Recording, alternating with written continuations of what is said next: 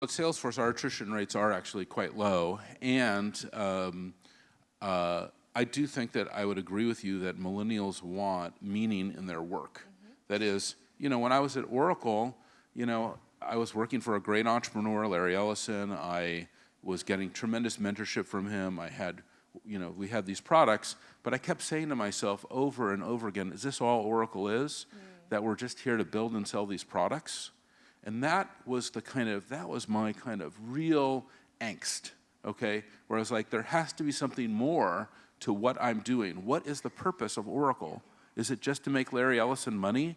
And is it just to build these products, and control this part of the industry? And that's where I'm like, companies can do more. You can do more. You have all this capability as a CEO. You have these relationships. You have the technology. You have all this money. You have all this capability as a CEO. What can you do with it besides just dominating an industry? Dominating an industry is not that hard. It's been done by thousands of people, over a long period of time, that it's kind of all set up. Here's how to do it.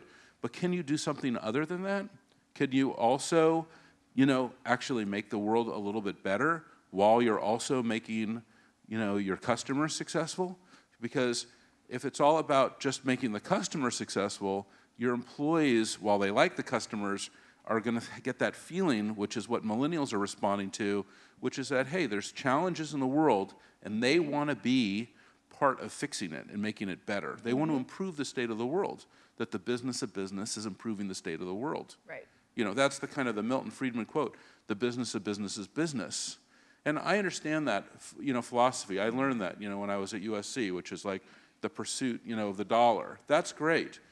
But it's not mutually exclusive from the mutual pursuit of the common good. And if you can unite business to making it a force for good and a force for change, that's where you can make a difference. And you can see that with what we're going through right now in Georgia. We are busy down in Georgia right now because you have state senators, okay, who are trying to pass a bill that is going to allow them to discriminate against people in Georgia.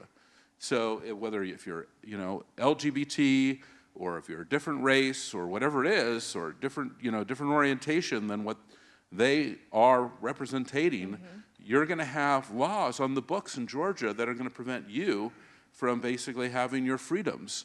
And our employees, kind of look to me and say, well, you need to go fight for us in Georgia because we don't want to be discriminated against. We went through exactly the same thing exactly 1 year ago in Indiana, where we had a governor in Indiana, hey, you're out there, saying you're making the world better, that signed a horrible law that allowed Indiana to discriminate against our employees and our customers. And then the employees and the customers look to me and say, we've got to stop that. Now, starting last week in Georgia, we have the same thing happening, House Bill